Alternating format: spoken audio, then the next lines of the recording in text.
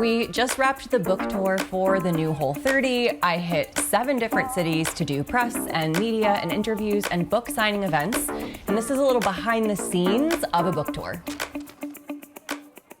The new Whole30 was the 10th book I've written, and I've done a book tour for almost every single book, and they all look a little bit different. I have definitely learned some things along the way. For the new Whole30, we decided to hit 7 different cities over the course of 3 weeks, so it was a little bit longer, but it let me have at least one down day every week in a new city, and it let me come home on the weekends, which I really appreciated.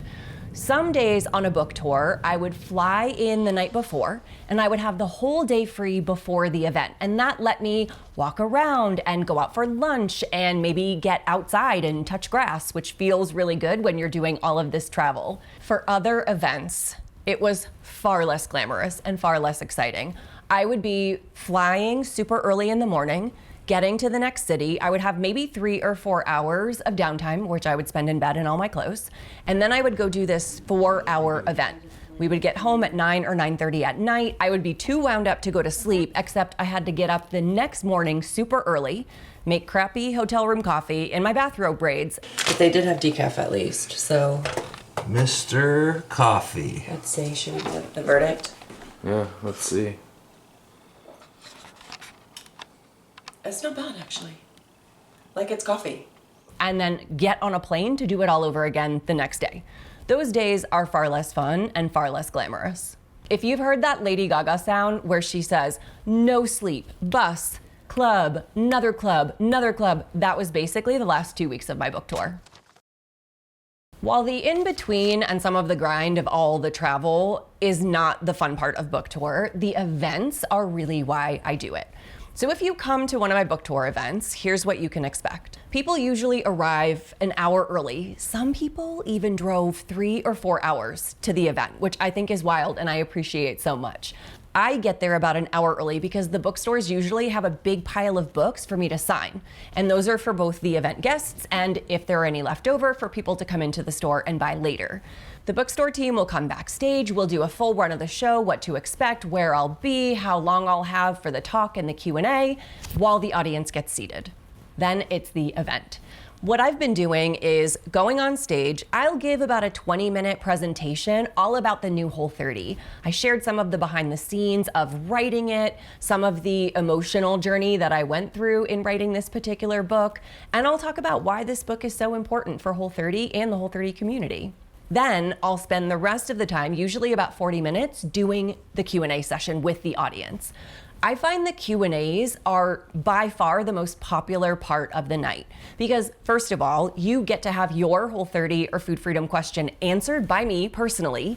And also, when other people ask a question, it feels like everyone in the room benefits from the answer. And even if it's something you've heard before, there's something about hearing it live and in person that seems to really motivate people.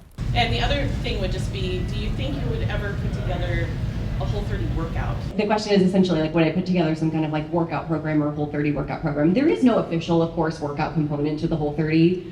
So I'll answer all kinds of questions from people who are brand new to Whole30 to alumni talking about food freedom. I think I even answered a couple questions about my hair. After the Q&A comes my favorite part of the event, which is meeting everyone in person and getting to sign your books.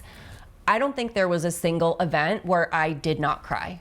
Mostly because you would come up and tell me your Whole30 story, and it would be so powerful and so life-changing that you would tear up, and then I would tear up, and then we're both crying over this signature table. But I love that. I love it when you show me pictures from the last book signing you came to in 2017 or 2018. I love when you give me updates on how you're doing. I love when you bring your daughters and your sons and your moms and your best friends to the event. I can't tell you how many people said, she dragged me to this event tonight and I'm so glad that I came and now we're gonna do a Whole30 together. That's my favorite part. Every time I go on book tour, I end up having to disappoint so many people because you write to me and say, are you coming to Chicago? Are you coming to Dallas? Are you coming to Los Angeles? Are you coming to Boston? And I wish that I could go to every single city on these book tours. But I know I have more books to write about the Whole30. In fact, I have one in mind right now. And every time I write a Whole30 book, I will go out on tour so that I can meet you, hear your Whole30 stories, connect with you in person. So hopefully the next time I announce a tour, I'll say I'm coming to your city. When we were thinking about who we wanted to partner with for this book tour, there was only one brand that came to mind immediately, and that was Chomps. Chomps has been a Whole30 approved partner since 2013. They're one of our oldest and most beloved partners, and they're a brand that I lean on every time I travel or when I hike or for my kids' lunchbox or for snacks. So I was so happy that Chomps agreed to sponsor the new Whole30 book tour. These events would not have been possible without their support, and they sent samples and really cool bookmarks to all the guests. It feels really good knowing that we have Whole30 approved brands like Chomps who are so willing to continue to support me and the Whole30 program and the community, and I have a lot of gratitude for that.